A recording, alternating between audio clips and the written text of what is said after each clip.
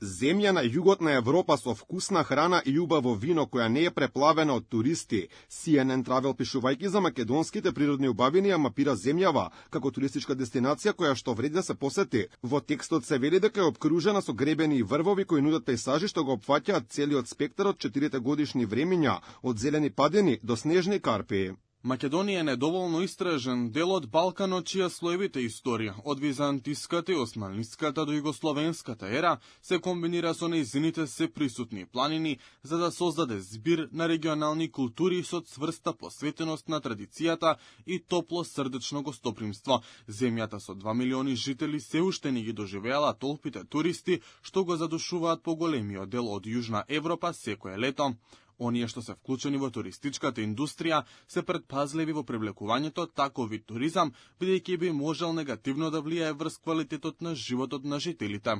Во текстот CNN Travel пишува дека голем дел од она што може да се види во земјата лежи покрај малите кривулести патишта, што се протегаат низ селските предели, се споменуваат безпрекорно сочуваните византиски манастири, некои стари и повеќе од 1000 години, исполнети со украсни дрвени изработки, позлатени лустери и антички фрески. Меѓу најпознатите е Бигорскиот манастир. Националниот парк Маврово пак може да ви понуди октомвриско возење кое со своите бои може да ја засрами секоја разгледница од Нова Англија. Свети Наум, кој стои на работно Охридското езеро од 905 година, е уште еден добро познат манастир. Охридското езеро е бисер на земјата, како дел од светското наследство на УНЕСКО. Обкружено е со планини, а областа на Охридското езеро привлекува посетители од целиот Балкан секое лето.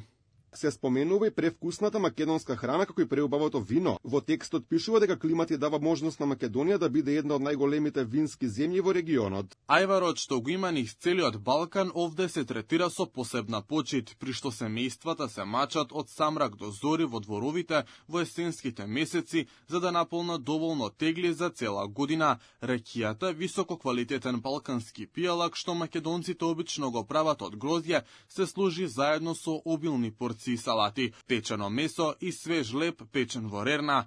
Патниците треба да пробаат и бурек, најчесто послужен за појадок, но и кебапи. Други локални деликатеси се пастрамајлија од свинско месо и чорби. Посебен дел од текстот е за главниот град, пишува дека по земјотресот 1963 година Скопје бил речиси срамнет со земја поради што беше дел од масивен меѓународен напор за обнова. CNN Travel пишува и дека во старата чаршија може да се најде се од свежи производи до барови и антиквитети. Масите во кафеаните во чаршијата и пошироко се преполни од рано наутро до доцна во ноќта. Се потенцира дека градот е богат со културни настани, вклучувајќи филмски и музички фестивали. Голем дел од ова е остаток од југословенските денови на земјата, кога владата силно ги субвенционирала културните центри и уметничките програми.